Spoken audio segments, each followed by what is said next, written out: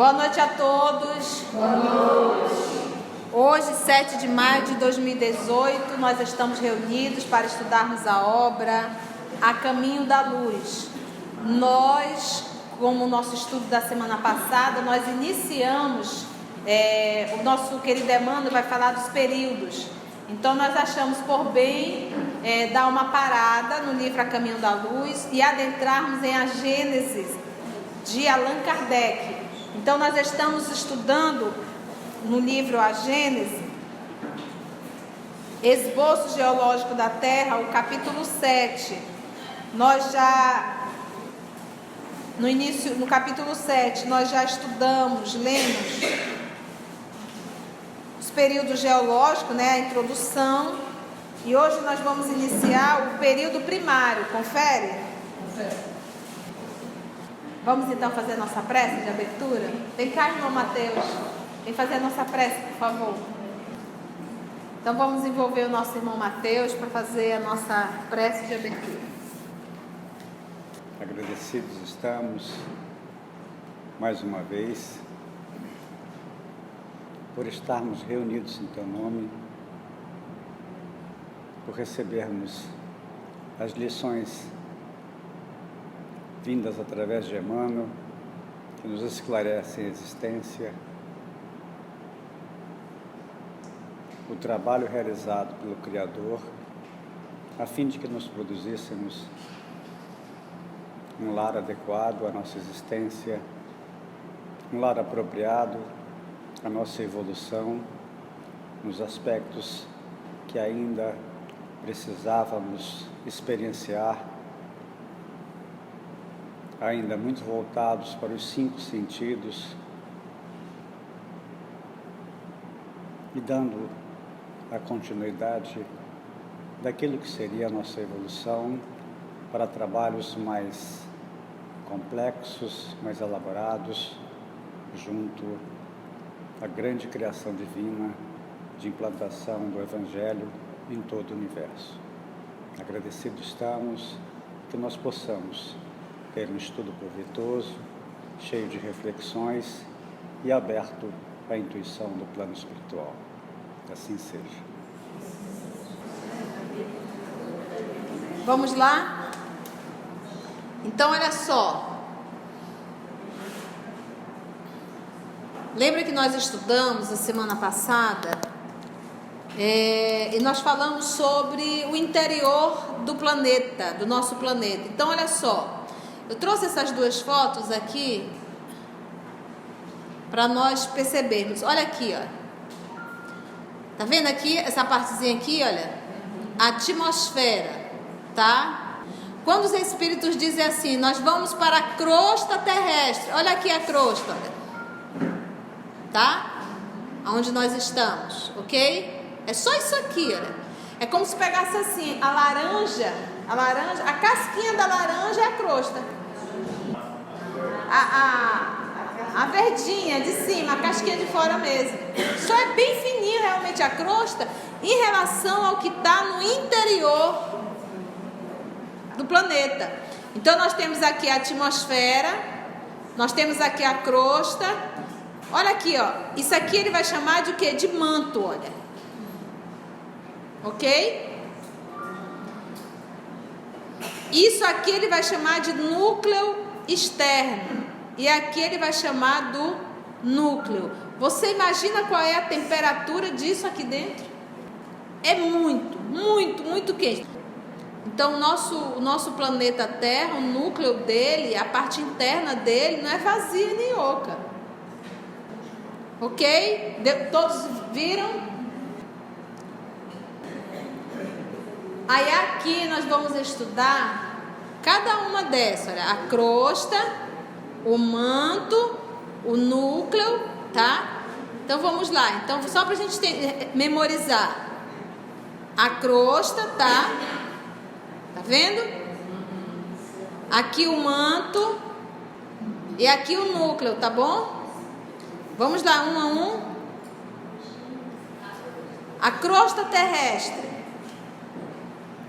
A crosta terrestre é a primeira das camadas da Terra. sendo também a menor e mais fina. Esse fina aí, entre aspas, né? Em relação às demais, ela é a mais fina, a crosta. Então hoje, quando você estudar lá em André Luiz, os Espíritos falando, vamos à crosta terrestre, você já sabe para onde eles estão vindo, né? Entre elas, mais fina entre elas. Sua profundidade oscila entre 5 quilômetros em algumas áreas oceânicas e 70 quilômetros em zonas continentais. A crosta, tá? A profundidade dela. Essa camada é subdividida em crosta superior, também chamada de camada cial, e crosta inferior, chamada de camada cima. A primeira, que é a cial, é composta predominantemente por silício e alumínio, o que explica a sua denominação, e abriga as formas de relevo e todas as atividades humanas realizadas sobre a superfície terrestre. Ali que está, por exemplo, quando você vai fazer as escavações, você está trabalhando o quê? Na primeira ou na segunda camada? Na primeira. Ali fica toda a história. Para a gente remontar a história do passado, nós temos que fazer o quê? As escavações. Porque está ali a história.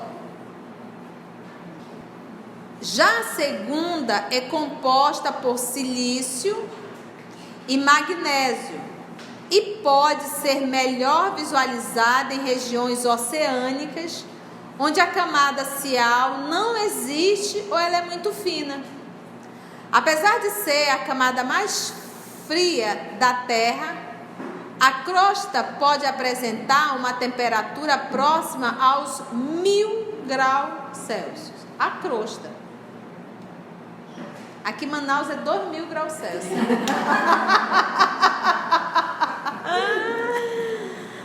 Aos 1000 graus Celsius em determinados pontos, tá bom?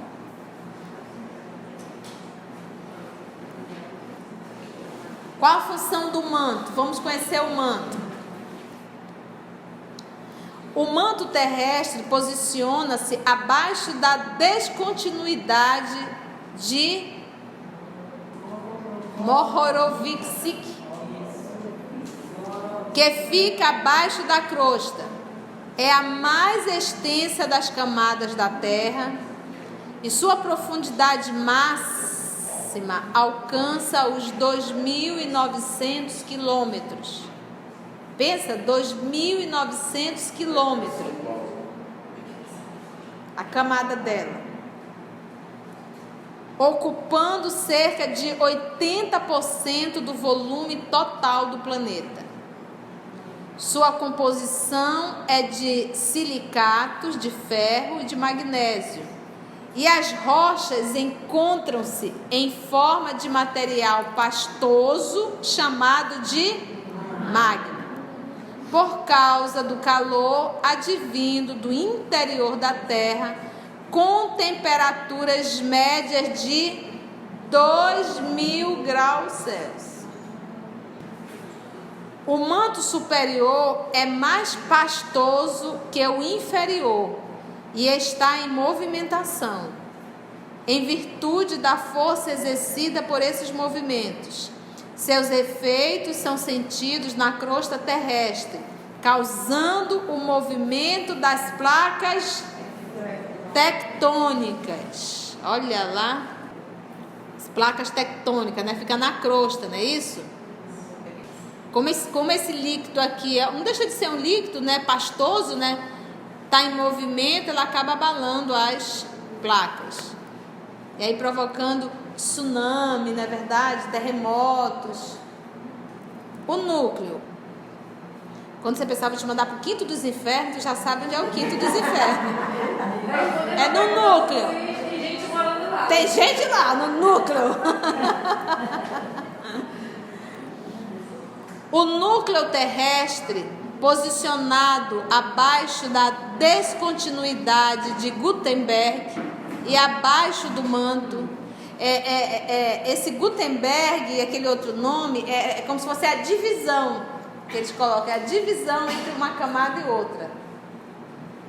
E abaixo do manto é o mais quente das camadas da terra e também é dividido em exterior e interior.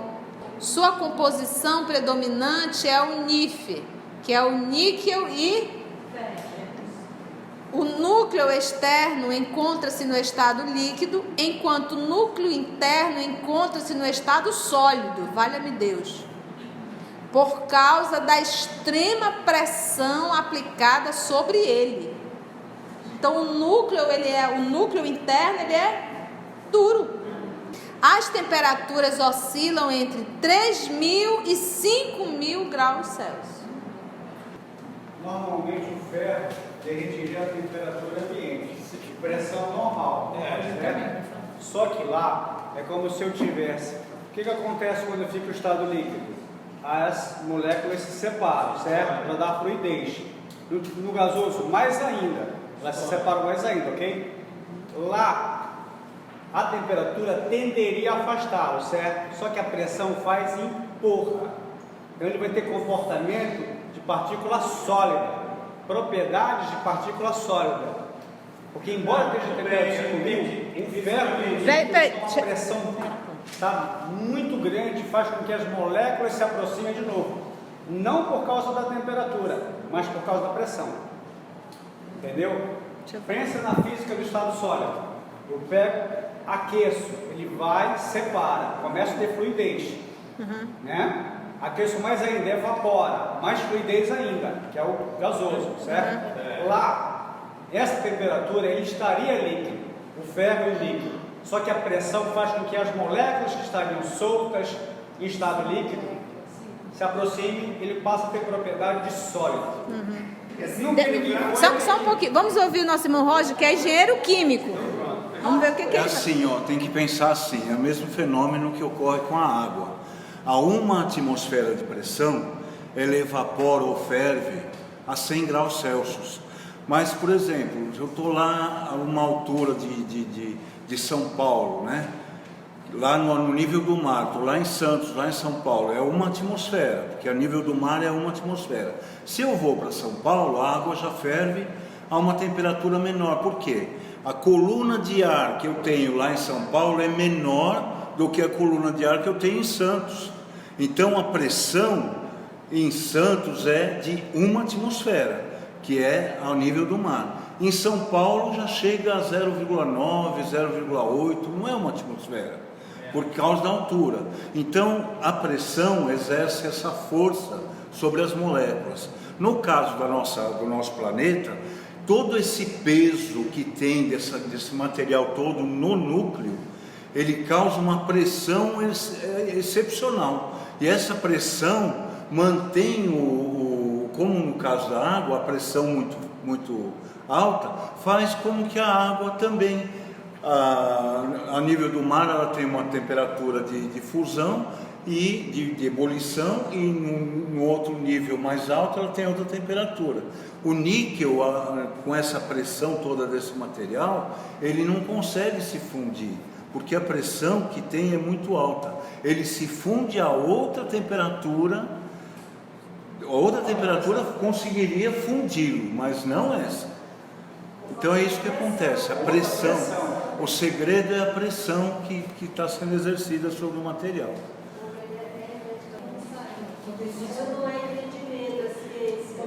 Espiritismo é cultura. Obrigada, meu amigo. Obrigada, Mateus. Obrigada, Luiz. Por isso que eu digo, eu levo os conceitos. O povo lá, os engenheiros explicam. Olha lá, então olha só, o núcleo terrestre posicionado abaixo da descontinuidade de Gutenberg e abaixo do manto é o mais quente das camadas da Terra e também é dividido em exterior e interior. Sua composição predominante é o NiF, que é o níquel e ferro. O núcleo externo encontra-se no estado líquido, enquanto o núcleo interno encontra-se no estado sólido, por causa da extrema pressão. Ele diz aqui, extrema pressão aplicada sobre ele. As temperaturas oscilam entre 3.000 e 5.000 graus Celsius. Em razão de o núcleo interno ser uma bola maciça cercada por uma esfera líquida, seu movimento de rotação é mais rápido do que o da Terra, o que ajuda a explicar as origens e os efeitos do magnetismo do nosso planeta. Como é que é isso? Explica pra gente esse magnetismo do planeta, Roger. Eu acho que o magnetismo é porque nós temos embaixo o níquel, é um metal paramagnético. Ele é um material magnético, naturalmente, né? E eu acho que, como ele está no centro do nosso planeta, ele então faz igual um ímã, o mesmo efeito do ímã. Põe o polo norte e o polo sul, fazendo aquela coisa da agulha que se orienta para um polo ou outro, né? É o material de que no nosso planeta tem, no caso o níquel, ele é um material chamado paramagnético, ele tem as propriedades magnéticas igual o ímã. Eu acho que é isso que causa o nosso magnetismo no planeta, né? Quer falar, Matheus? Tem uma relação entre eletricidade e magnetismo. No caso aí, a constituição do níquel e do ferro e esse movimento de rotação que ele está exercendo lá dentro é que vai fazer com que haja essa formação do campo magnético que a gente tem, que a gente consegue ver colocando ímã e colocando limalha de ferro, por exemplo, uma espécie de um campo de força entre os polos, né? Por que está orientado para existir os polos do jeito que a gente conhece como Polo Norte, coincidindo quase com o polo mesmo, que é da órbita? Aí tem que estudar um pouquinho mais. Eu não tenho ideia porque que isso quase coincide. Entendi. Obrigada, gente. Então vamos lá. Então conseguimos entender um pouco o nosso núcleo, o nosso manto e o nosso núcleo externo? Claro, professor. A alta temperatura no centro da Terra faz com que as moléculas se agitem. Quanto mais temperatura, maior é a agitação das moléculas. Como elas não podem se evadir e nem podem ir para o centro, elas então produzem, assim como acontece com o sistema solar, é o mesmo processo. A gente vai encontrar no micro e no macro, a mesma coisa. Aí o que acontece, isso aí, essa movimentação produz todo esse efeito aí. Legal. Vamos nós então. Vamos lá então para a gente. Vamos entrar no período primário. O que o nosso querido irmão Emmanuel retrata no Caminho da Luz é o terciário. Mas nós vamos aproveitar, porque nós não temos pressa. Vamos conhecer todos os períodos, não é verdade? Vamos conhecer o primeiro, o período primário. Item 19 de A Gênese de Allan Kardec. Item 19 do capítulo 7. O período primário. O primeiro efeito do resfriamento foi a solidificação da superfície exterior da massa em fusão e da formação aí de uma crosta resistente. Opa, falou em crosta, falou em núcleo, nós já sabemos de tudo, né? Olha aí, ó. Lembra que antes ela era uma bola o quê? Incandescente. Fogo. Com a solidificação foi criando quem? A crosta terrestre, aqui, ó. Que é aquele envolvimento daquela geleia, lembra? Que foi resfriando. E nas geleias vinha quem vinha? As quem? Exatamente, os protoplasmas. As células. É o protoplasma líquido das células. As células. Lembra disso? Nesse líquido. Então, olha, da massa em fusão e da formação aí de uma crosta resistente que delgada inicialmente. Delgada é o quê? Foi se espessando pouco a pouco. Essa crosta constitui a pedra chamada granito. É como se fosse um esqueleto, né? De extrema dureza, assim nomeada pelo seu aspecto granuloso. Então você está lá na sua casa com aquela sua pedra de granito, você não sabe a história daquela pedra.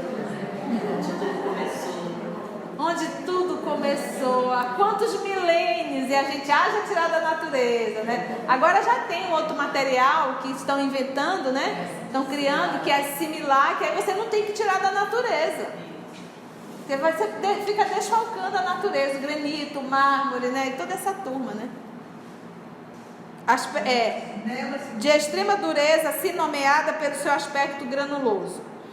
Nela se distinguem 3 substâncias principais no granito: o feldespato, o quartzo ou cristal de rocha e a mica.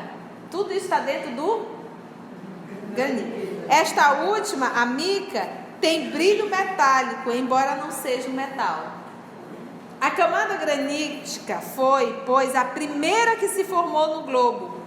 É a que envolve por completo, constituindo, de certo modo, seu arcabouço ósseo. É o produto direto da consolidação da matéria fundida. Sobre ele e nas cavidades que apresentava sua superfície agitada, foi que se depositaram sucessivamente as camadas dos outros terrenos, posteriormente formados. O que a distingue destes últimos é a total ausência de estratificação, ou seja, ela forma uma massa compacta e uniforme em toda a sua espessura e não disposta em camadas. A efervescência da matéria incandescente havia de produzir nela numerosas e profundas fendas pelas quais essa matéria extravasava. Então, isso tudo está no período primário. Então, quando nós falarmos assim, desse envolvimento da geleia, esse resfriamento, essa construção do granito, como ele coloca aqui um termo, como esse arcabouço ósseo, isso aconteceu em que período? Primário. Período primário. O segundo efeito do resfriamento foi a liquefação, né? Do estado gasoso para o quê? O líquido, né?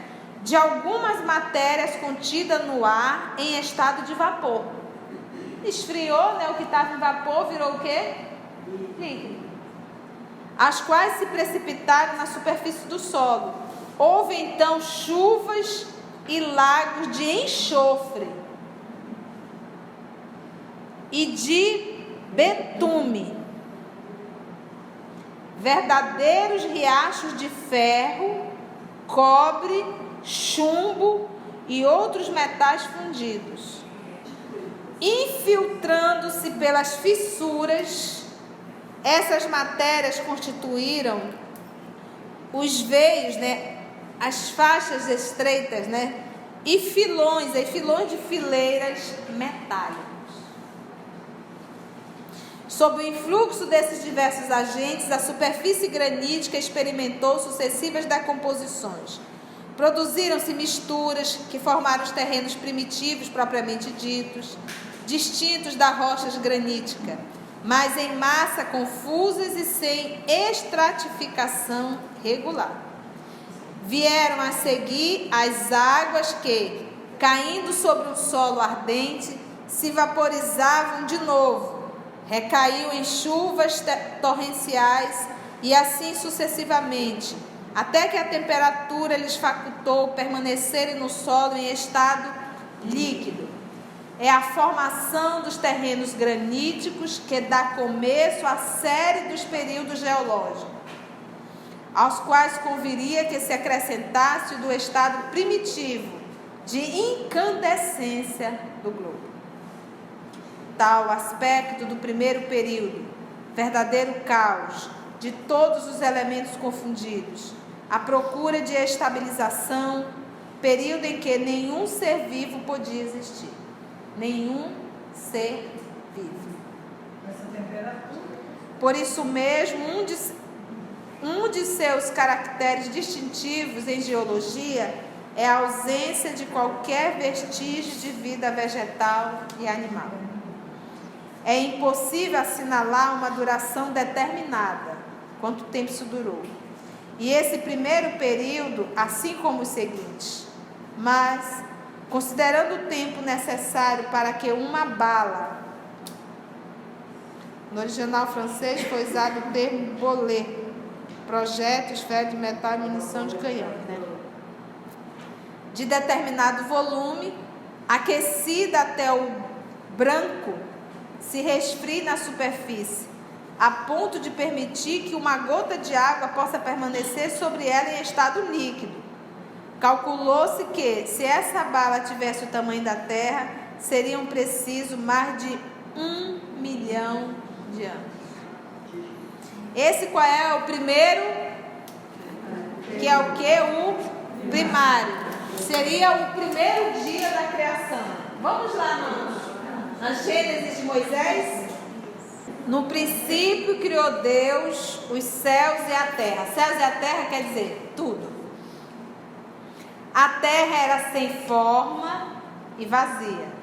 Está lá em Gênesis de Moisés. E havia trevas sobre a face do abismo.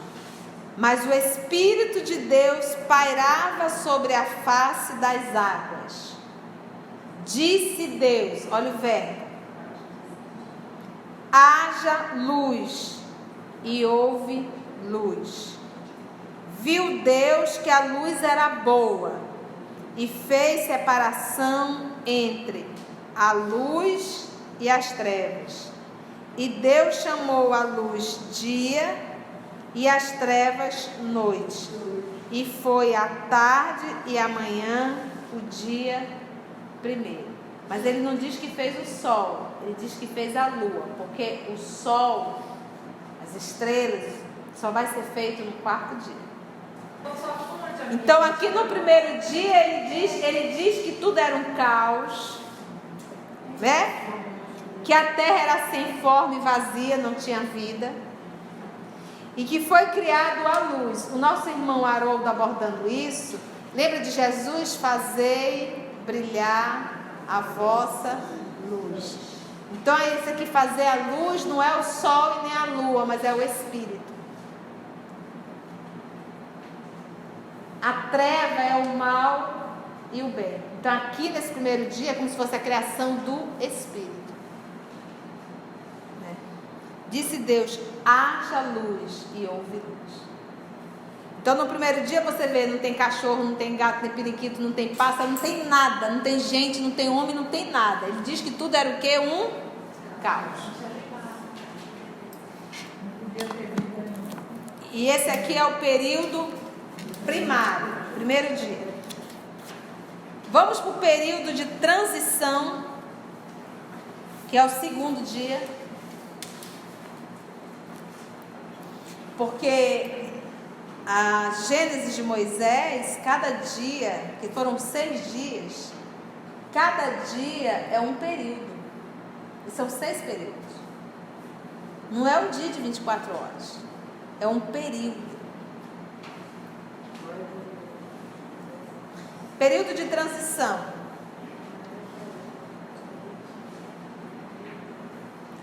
No começo do período de transição, a crosta sólida granítica tinha pequena espessura e, portanto, oferecia resistência muito fraca à efervescência das matérias incandescentes que ela cobria e comprimia. Então não tinha tanta pressão assim no núcleo. Faz sentido? Já que a crosta ainda era fina. Imagina como esse trem era quente, né? Produziram-se, pois, intumescências, né? Inchar, né? Despedaçamentos numerosos por onde se escapava a lava interior. O solo apresentava desigualdades pouco consideráveis. As águas, pouco profundas, cobriam quase toda a superfície do globo, à exceção das partes soerguidas, formando terrenos baixos, frequentemente alagados. O ar se purgava, né? Se purgar de limpar, né? pouco a pouco das matérias mais pesadas, temporariamente em estado gasoso, as quais, condensando-se por efeito do resfriamento, se haviam precipitado na superfície do solo, sendo depois arrastadas e dissolvidas pelas águas. Quando se fala de resfriamento naquela época, deve-se entender essa palavra em sentido relativo, isto é, em relação ao estado primitivo, porque a temperatura ainda havia de ser ardente. Os espessos vapores aquosos que se elevavam de todas as partes da imensa superfície líquida recaíam em chuvas abundantes e quentes que obscureciam o ar. Entretanto, os raios do sol começavam a aparecer através dessa atmosfera brumosa. O sol começa a aparecer. Uma das últimas substâncias de que o ar teve de expurgar-se, por ser gasoso seu estado natural, foi o ácido carbônico, então uma de suas partes constituintes. Por essa época, começaram a formar-se as camadas de terreno de sedimento depostas pelas águas carregadas de limo e de matéria diversas, apropriadas à vida orgânica.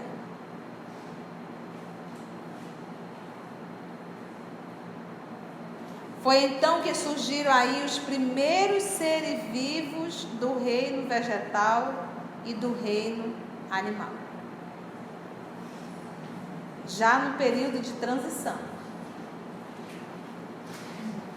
Dele se encontram vestígios, a princípio em números reduzidos, porém, depois, cada vez mais frequentes, à medida que se vai passando as camadas mais elevadas dessa formação.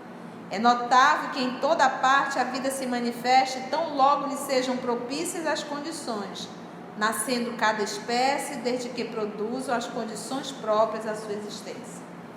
Os primeiros seres orgânicos que apareceram na Terra foram os vegetais, de organização menos complexa, designados em botânica sob o nome de criptógamos. Eu adoro esse nome. Acotiledônios, monocotiledônios, isto é, líquens, cogumelos, musgos, fetos e plantas herbáceas. Ainda não se vê árvores de tronco lenhoso, mas apenas as do gênero palmeira, cuja arte esponjosa é análoga à das ervas. Lembra das células? E nós estudamos que tem células aqui, ó. Nós estudamos isso aqui, Mateus, olha. Olha aqui, ó, a célula animal e a célula vegetal. Lembra? Então, aquele resfriamento vieram as nossas irmãs células. E aí as células vegetais. Lembram? Então os coqueiros são árvores milenares. Células, sim, as palmeiras, né? Não sei se era o coqueiro. Os nossos irmãos também, olha, os crustáceos, eles permanecem com os répteis. Tanto é que a gente olha, a forma deles é realmente pré-histórica mesmo, né? Os animais desse período que sucederam aos primeiros vegetais eram exclusivamente marinhos. Primeiramente os polipeiros, radiários, zoófitos, animais cuja organização simples e, por assim dizer, rudimentar, se aproxima bastante da dos vegetais. Mais tarde surgem os crustáceos e peixes. Está vendo aqui essa mitocôndria com essa outra? Como é que é o nome lá do A dinheiro? célula vegetal? Sim. A célula vegetal veio primeiro que a animal. Deixa eu e a apontar célula aqui. animal, ela não tinha mitocôndria. Tem uma teoria nova, eu não sei o nome dela, mas é assim, é uma colaboração da célula vegetal para uma função que a célula animal não tinha. Então dizendo agora que assim, a lei de Darwin não era completa, porque o Darwin disse que era a lei do mais forte, né? O mais forte sobrevivia. E agora estão dizendo não, a lei da natureza não é lei do mais forte, não é lei de destruição, é lei de colaboração. Colaboração. É porque nós até estudamos Quando que a gente evolui, uma célula não se origina sozinha, né? E quando a gente evolui, igual os seres humanos, a gente vai evoluir por colaborar uns com os outros. Não pela gente se destruir, o mais forte destruir o mais fraco, o mais inteligente mata o que não sabe. Não, o mais inteligente ajuda o que não sabe. Então, por essa teoria, é a lei de colaboração. Eu vou trazer a teoria certa. Tá bom, legal. Não, para isso eu já vi. Ela vai trazer a fonte. Olha aqui, ó. Olha aqui, ó. Ele falou dos polipeiros, ele falou? Olha aqui. E lá no nosso no Emmanuel, ele fala também, né? Tá aqui os irmãozinhos, ó. Colônia de infusórios, que é essa daqui, né? Os polipeiros. Porque era tudo coberto, né? Era água. Água. Os crustáceos e os peixes, cujas espécies hoje já não existem. Alguns, né? Sob a ação do calor e da umidade, e em virtude do excesso de ácido carbônico espalhado no ar, gás impróprio à respiração dos animais terrestres, mas necessário às plantas, os terrenos expostos se cobriram rapidamente de uma vegetação exuberante, ao mesmo tempo que as plantas aquáticas se multiplicavam no seio dos pântanos. Plantas que, nos dias atuais, são simples ervas de alguns centímetros, atingiam altura e espessura prodigiosa. Havia, assim, floresta de fetos arborescentes, né, tipo palmeiras, de 8 a 10 metros de alturas e de proporcional grossura. Licopódios, espécie de musgos, do mesmo porte. Cavalinhas, planta que vive nos pântanos, tá? De 4 a 5 metros, que a altura não passa hoje de 1 metro. Naquela época elas ficavam enormes, né? E uma infinidade de espécies que não existem mais. Pelos fins do período, começaram a aparecer algumas árvores do gênero das coníferas ou pinheiros. Olha, vamos só finalizar esse para a gente na próxima semana entrar. Em virtude do deslocamento das águas, os terrenos que produziam essas massas de vegetais foram submersos várias vezes, cobertos de novos sedimentos, enquanto os que se tornaram secos adornavam-se, por sua vez, de vegetação semelhante. Houve, assim, várias gerações de vegetais alternativamente aniquiladas e renovadas. Outro tanto não se deu com os animais, que, sendo todos aquáticos, não estavam sujeitos a essas alternativas. Esses despojos, acumulados durante longa série de séculos, formaram camadas de grande espessura. Olha que interessante, a morte dos próprios vegetais e dos próprios animais.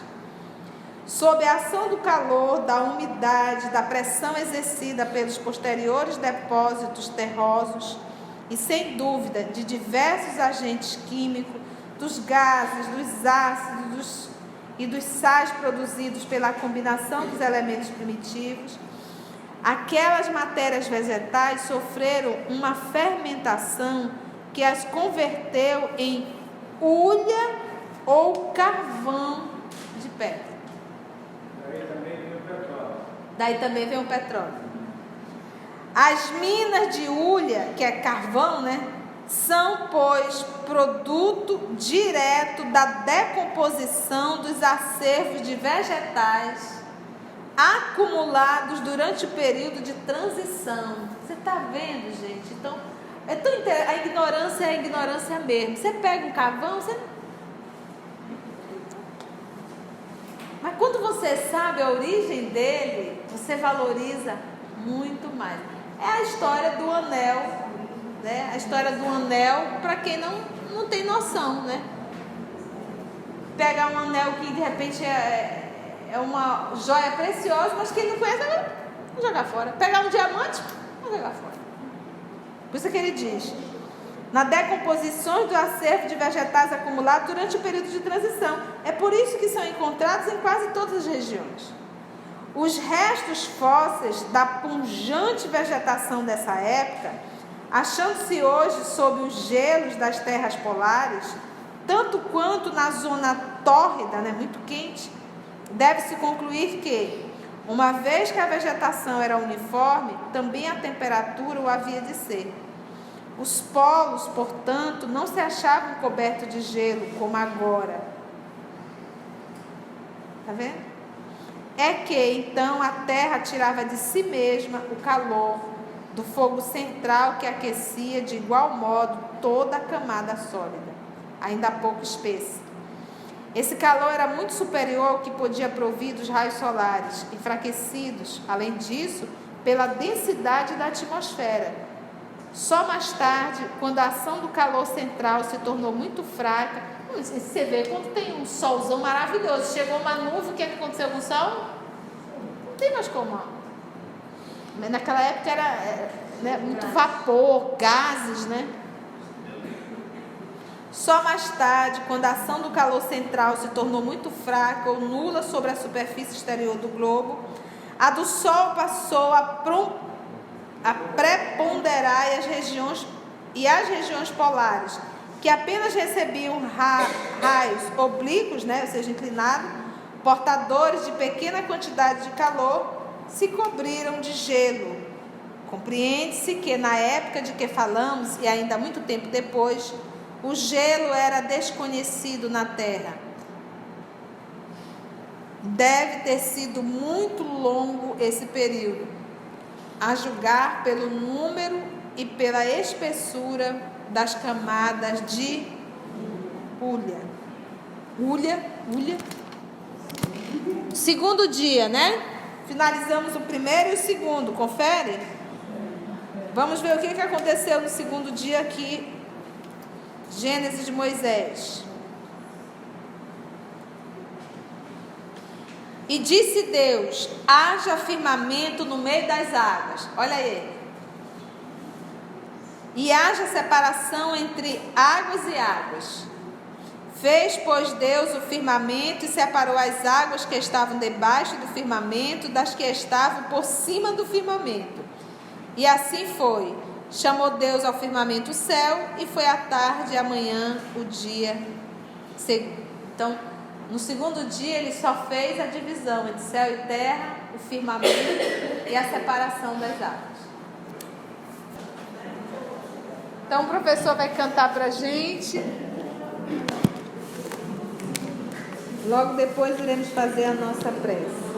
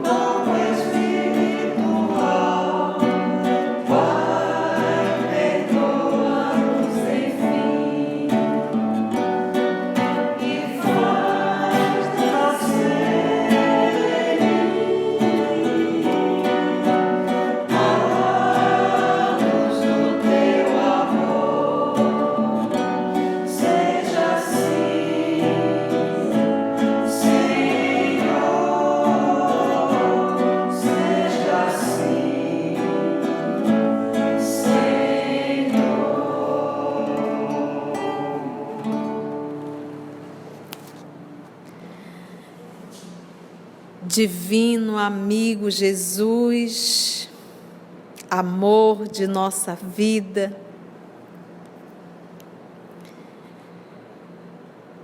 quando sentamos à mesa para nos alimentar, se não temos a consciência de todo o processo da construção daquele alimento, nos alimentamos, mas sem valorizar o trabalho de quem construiu todo aquele alimento. E ele não tem tanto sentido assim. Os estudos da obra de Emmanuel, das obras de Allan Kardec,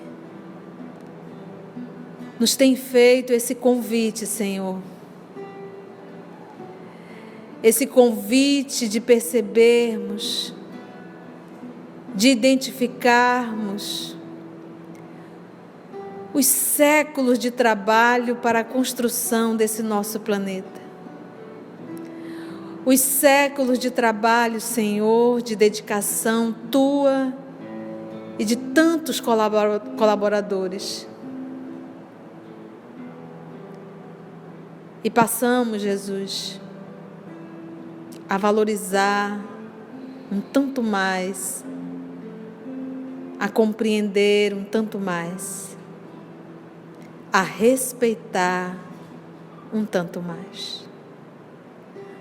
Obrigada, divino amigo, pelo amor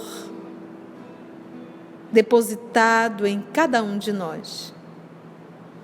E que todas essas lições, divino amigo, possam cada vez mais nos despertar para compreendermos o nosso compromisso conosco, com o planeta e com a espiritualidade amiga. Muito obrigada, amor querido, e agradecemos a todos vocês, amigos espirituais, pela inspiração, pela presença e pelo amparo sempre constante. Nos ajudem. O material é difícil, mas com a presença de vocês, com a inspiração, nós iremos conseguir finalizar essa obra, tirando lições grandiosas. Muito obrigada, Senhor.